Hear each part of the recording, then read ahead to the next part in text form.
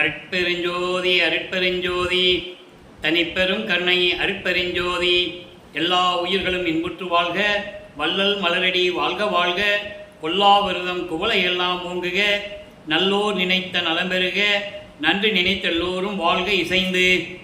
உலக மக்களே, அறிவார்ந்த அன்பர்களே, ஆண்மநேய ஒருமைப்பாடுடைய அன்பர்களே, நமது பிள்ளை பெருமானவர்கள் வல்லப்பமானவர்கள் இந்த பூலோகத்திற்கு வருவிக்க உற்று 33 ஆண்டுகள் சென்னையிலே இருந்த காலகட்டங்களில், தோன்றி துணையாக இருந்த காலகட்டங்களில் நமது பிள்ளை பெருமானுடைய நிலை எவ்வாறு இருந்தது என்பதையும், அருட்பெருஞ்சோதி ஆண்டவர் தன் மகனிடம் எப்படியெல்லாம் திருவிளையாடல் செய்து கொண்டிருக்கிறார் என்பதையும் நாம் திருவருட்பாவின் பாடலின் மூலமாக பார்த்து கொண்டிருக்கிறோம். நமது பிள்ளை பெருமானவர்கள் இந்த பூலோகத்திற்கு வருவிக்க உற்றதற்கு காரணம், ஏற்கனவே இந்த 4 யுகங்களிலுமே தோன்றிய கிரேத யுகம், திரேத யுகம், துவார யுகம், கலியுகம், இந்த யுகங்களில் தோன்றிய மதங்களும் சமயங்களும் மார்க்கங்களும் முடிவடைந்து விட்டன என்ற உண்மையை உலக மக்களுக்கு கூற வேண்டும். ஏனென்றால் ஒவ்வொரு யுகம் அழியும் போது ஒவ்வொரு யுகத்திற்கும் ஆயுள் காலம் உண்டு. அந்த ஆயுள் காலம் முடிந்தவுடனே அந்த யுகம் அழிந்துவிடும். அந்த யுகம் அழிந்தவுடனே அந்த யுகத்தில் இருக்கிற மக்கள், அந்த யுகத்திலே தோன்றிய சமயங்கள், மதங்கள், மார்க்கங்கள் எல்லாமே ஆட்டோமேட்டிக்காக அழிந்துவிடும்.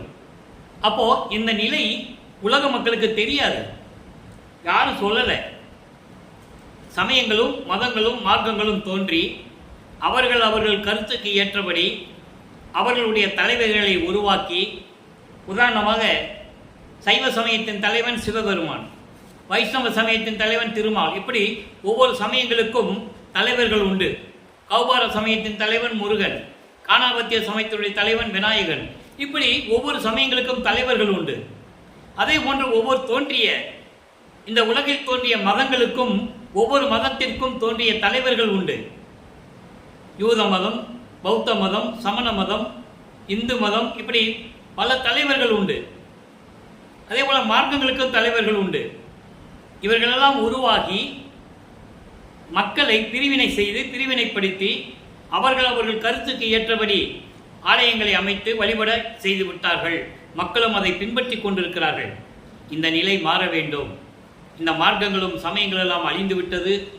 இப்போ சுத்த சன்மார்க்க காலத்தில் இருந்து கொண்டிருக்கிறோம், சதுரயுகத்தில் ஒளி யுகத்தில் இருந்து கொண்டிருக்கிறோம் என்ற நிலையை உலக மக்களுக்கு தெரியப்படுத்த வேண்டும் என்பதற்காகத்தான் அருட்பெருஞ்சோதி ஆண்டவர் தனது மகனை, தனது செல்வ மகனை, தன் அருளால் பெற்றெடுத்த ஒரு ஆண்மகனை ஒரு தாயின் வழியாக இந்த பூலோகத்திற்கு வருவிக்க செய்தார். இதை இந்த முன்னுரையாக பார்த்து கொண்டிருக்கிறோம். சிதம்பரம் அருகிலே மருதூர் என்ற கிராமத்திலே வசித்து கொண்டிருந்த ராமையா பிள்ளை சின்னையாமி அவர்களுடைய இல்லற வாழ்க்கையில் அருட்பெருஞ்சாண்டவர் தனது மகனை இங்கே வருவிக்க செய்தார். ஏற்கனவே அவர்களுக்கு பிறந்த குழந்தைகள் 4 பேர் உண்டு. இது இறைவனால் வருவிக்க உற்ற மகன். இறைவனுக்கு ஒரு காரியம் நடக்க வேண்டும் என்றால், பூலோகத்தில் ஒரு காரியம் நடக்க வேண்டும் என்றால் அவர் எப்படி வேண்டுமென்றாலும் வர வைக்கலாம். அந்த நிலையில் வருவிக்க உற்றவர் தான் நமது பிள்ளை பெருமான் அவர்கள். ஆக ஒரு தாயின் கருவறை இருக்கும்போது இறைவனுடைய திருவிளையாடல் எப்படி நடந்தது என்பதை பார்த்தோம். கருவறை இருட்டாக இருக்கு என்று சொல்லும்போது தனது தந்தை மகனுக்கு வழிகாட்டியதையும், பசிக்கிறதே என் தந்தையை என்று கூறும்போது தன் மகனுக்கு கருவறையிலே அருளமுதம் ஊட்டியதையும், உடம்பு புழுக்கமாக இருக்கிறதே காற்று இல்லையே என் தந்தையின் கூறும்போது அமுதக்காற்று தென்றல் காற்று வீசியதையும் எல்லாமே நம்ம பார்த்துட்டோம். அதன் பிறகு 5 மாத குழந்தையாக இருக்கும்போது சிதம்பரத்திலே தன் மகனுக்கு வெட்ட வெளியாக காட்டி தன்னுடைய துயரூபத்தை காட்டி சிதம்பர ரகசியத்தை காட்டியதையும் பார்த்தோம்.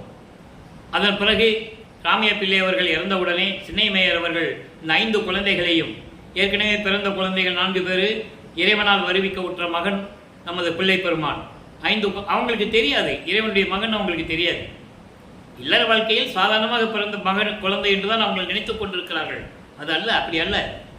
ஆக இந்த நிலையில் இருக்கும்போது அந்த அம்மையார் பொன்னேரி அருகில் இருக்கின்ற சின்னகாமனம் என்ற கிராமத்திற்கு குழந்தைகளை அழைத்து செல்லுகிறார்கள்.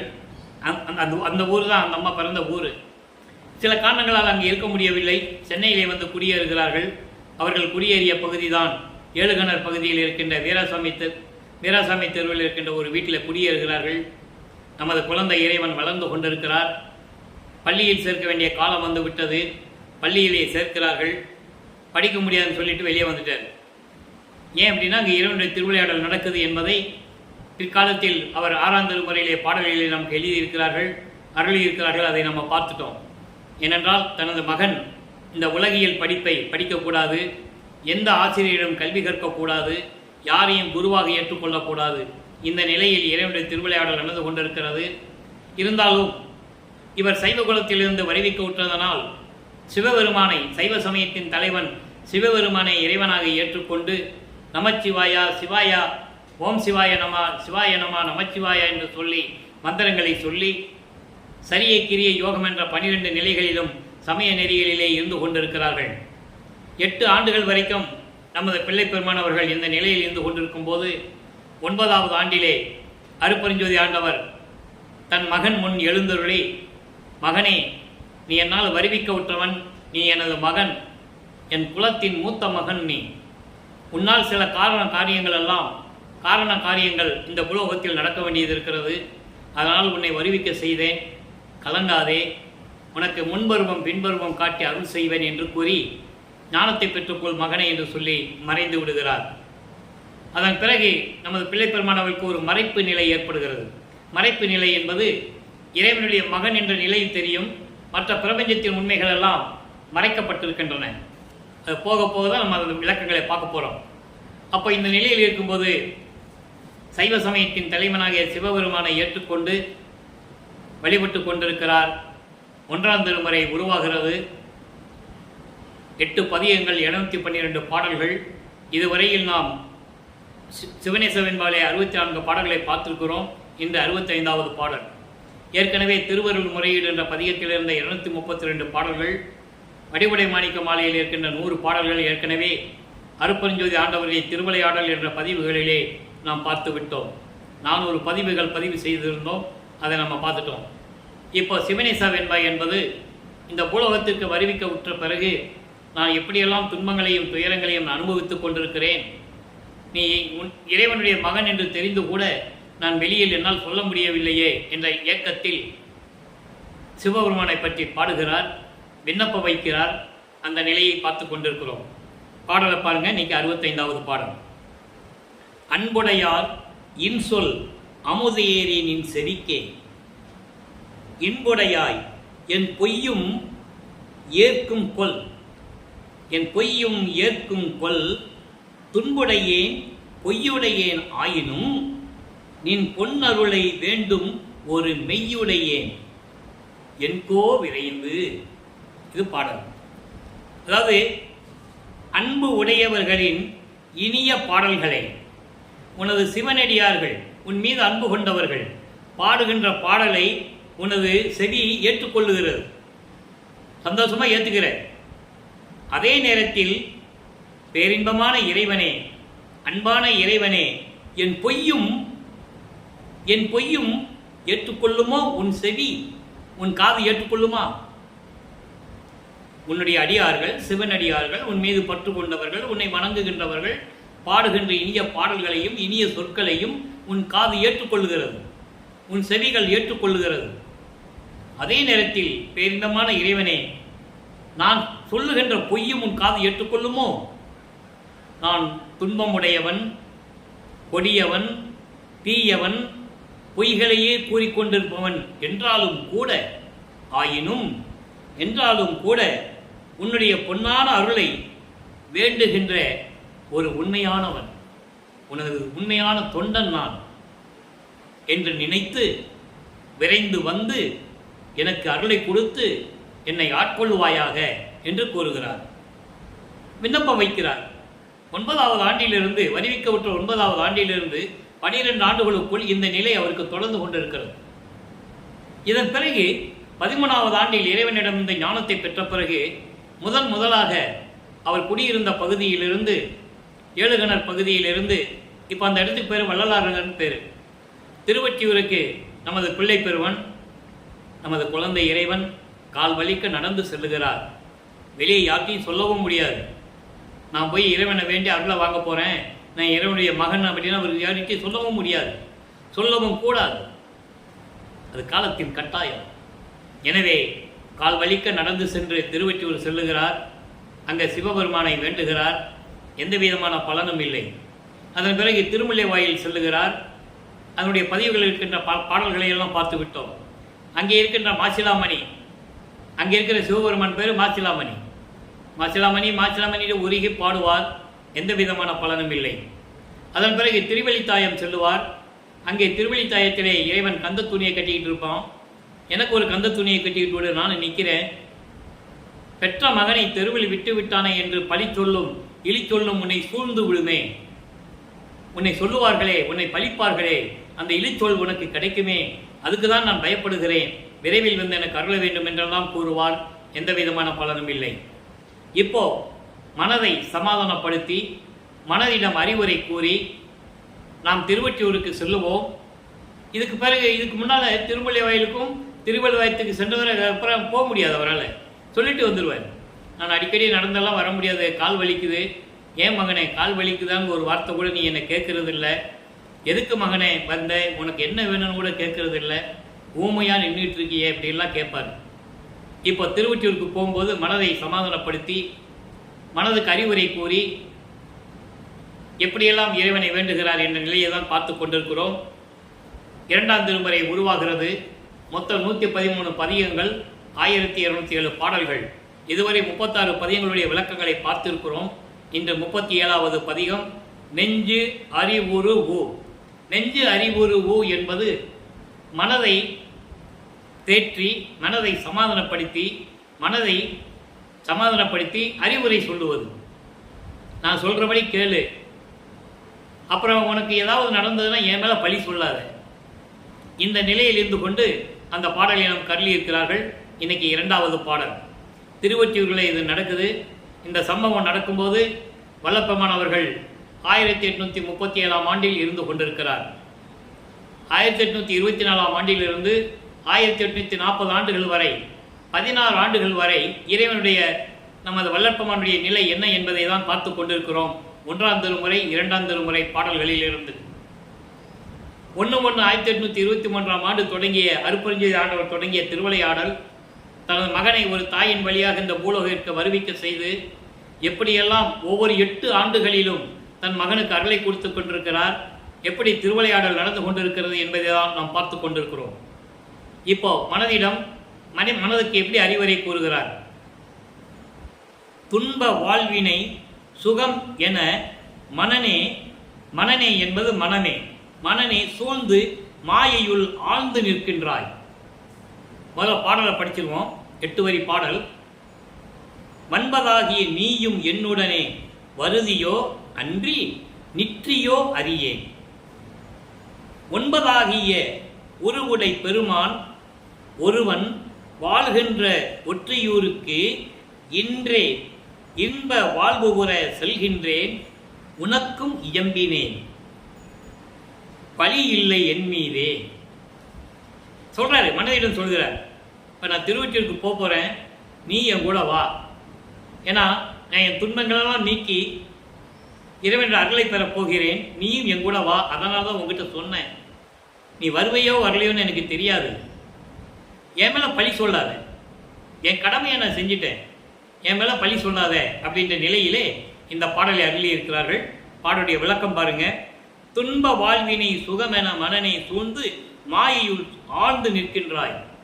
மனமே, இந்த உலகியலிலே நடக்கக்கூடிய துன்பங்கள் எல்லாம் சுமந்து கொண்டு இதுதான் வாழ்வு என்று நீ மாயைகளையும் மயக்கங்களையும் சிக்கிக்கொண்டு ஆழமாக மனதிலே பதிய வைத்து நீ நின்று கொண்டிருக்கிறாய்.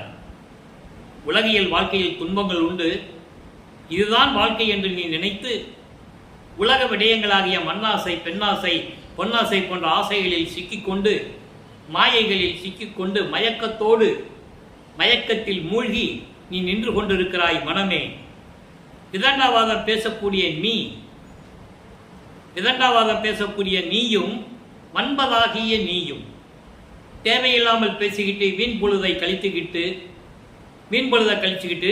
விதண்டாவாதம் பேசிக்கிட்டு இருக்கின்ற நீயும் என்னுடனே வருவாயா வரமாட்டாயா என்று எனக்கு தெரியாது. நான் உன்னை கூப்பிடுகிறேன், வா என்று கூப்பிடுகிறேன். என் சொல் பேச்சை கேட்டு நீ வருவாயா வராமல் நின்று போவாயா என்று எனக்கு தெரியவில்லை. இருந்தாலும் எனது கடமையை நான் செய்கிறேன். நீ என்னுடன் திருவொற்றியூருக்கு வா. அங்கே 9ஆகிய உருவுடை பெருமான்.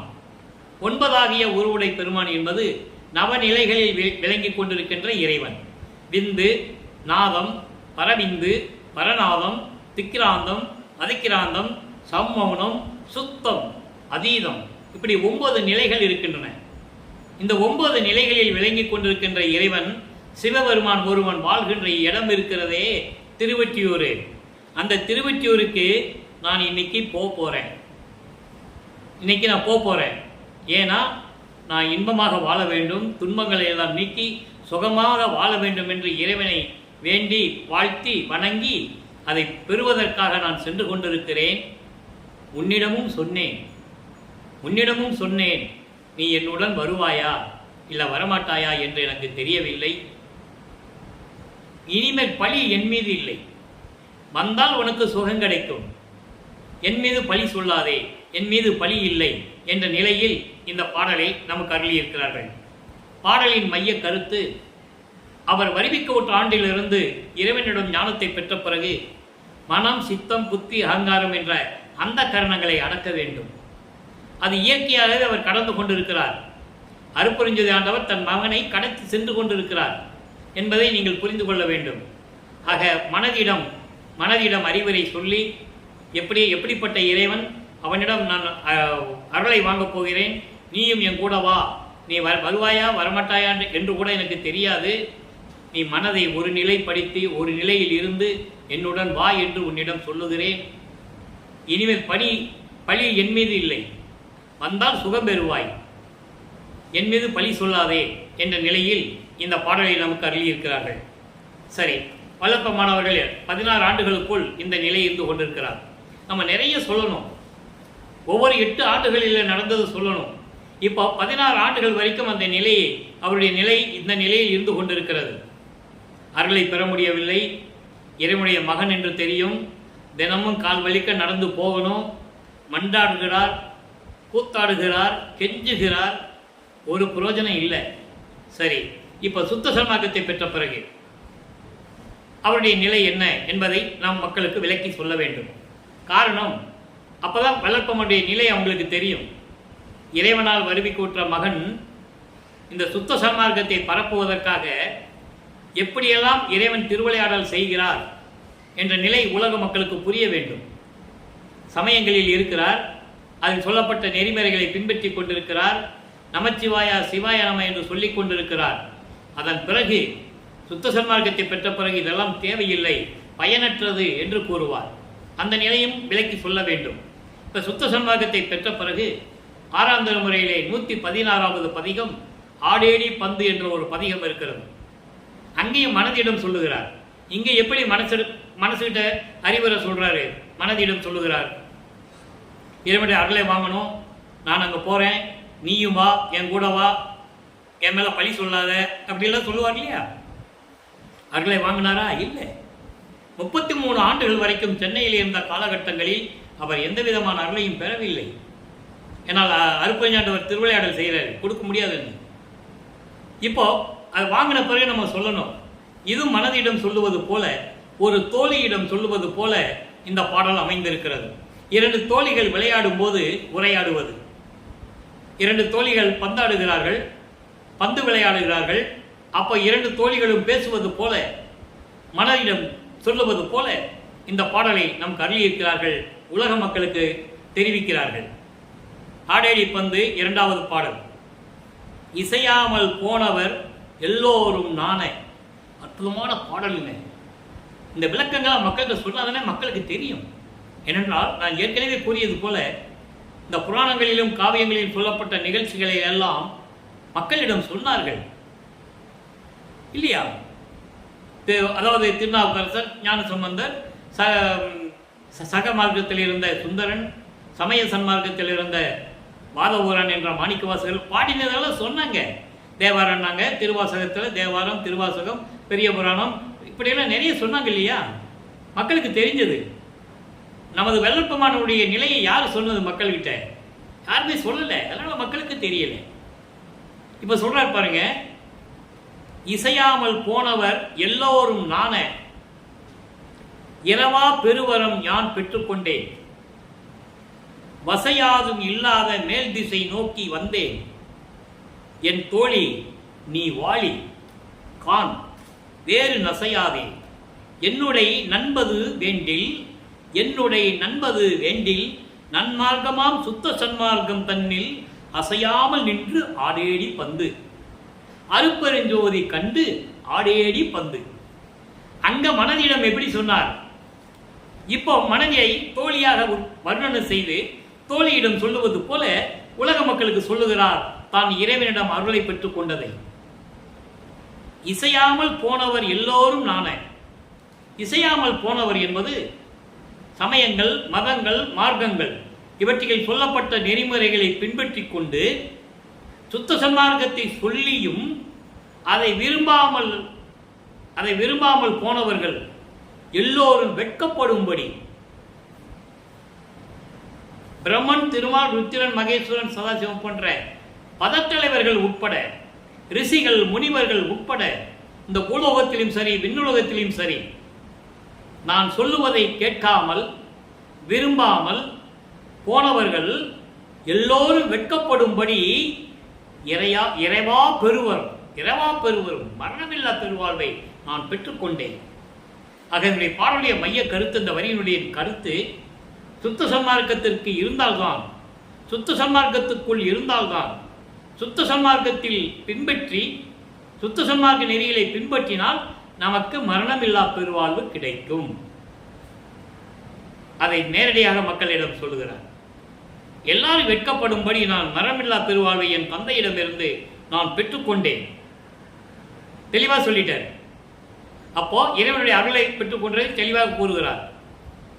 வசை யாதும் இல்லாத மேல் திசை நோக்கி, வசை யாதும் இல்லாத மேல் திசை நோக்கி வந்தேன் என் தோழி வாழினி.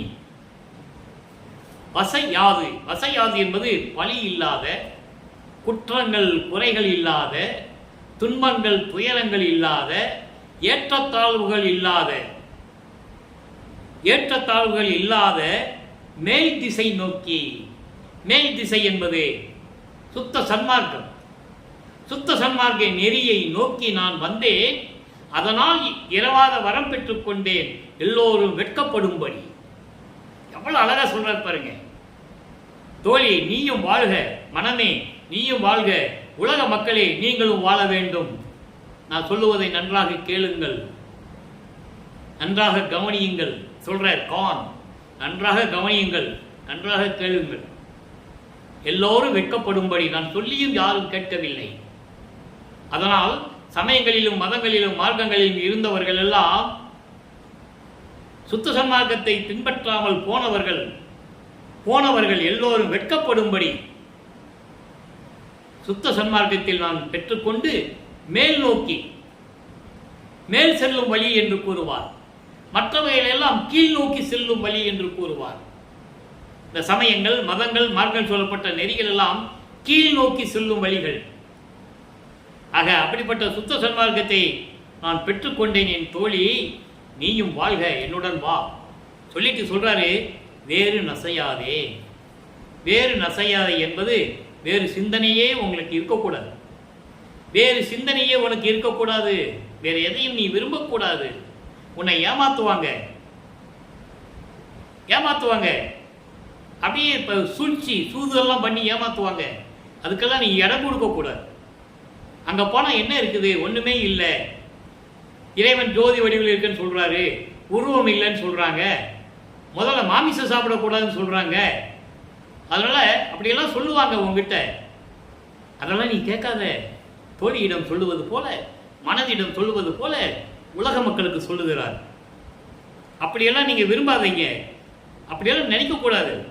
அப்படியெல்லாம் நினைக்காம என்னுடைய நட்பு உனக்கு வேண்டும் என்றால், என்னுடைய அருள் உங்களுக்கு வேண்டும் என்றால், என்னுடைய தயவும் கருணையும் உங்களுக்கு வேண்டும் என்றால், நண்பது வெண்டிடில்.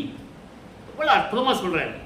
இதெல்லாம் உனக்கு வேணும்னா நன்மார்க்கமாகிய சுத்த சன்மார்க்கம் தன்னில் அசையாமல் நின்று, மனசு பயப்படக்கூடாது, அசையக்கூடாது, ஒரே நிலையில் இருக்கணும்.